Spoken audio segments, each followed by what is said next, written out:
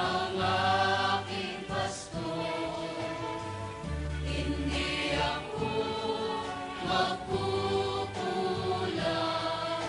Ako'y pinahihimlay sa mainam na pastulan at tinakay niya ako sa tahimik na batisan.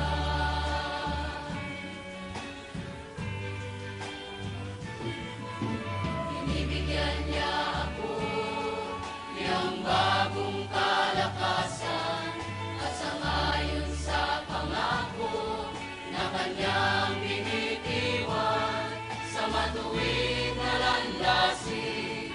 Noon ako inaakay.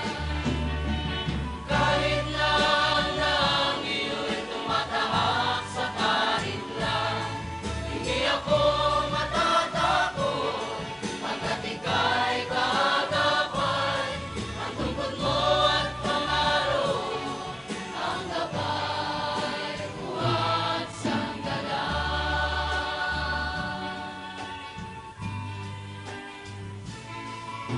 Sa harapan ng lingkod mo, ikaw ay may handang dulang. Ito'y iyong ginagawa, nakikita ng kaway.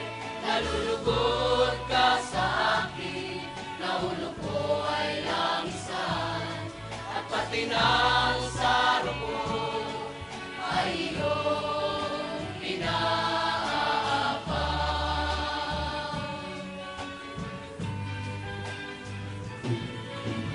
Tunay na pag-ibig mo at ang iyong kabutihan sa aking tataglayin habang ako'y nabubuhay.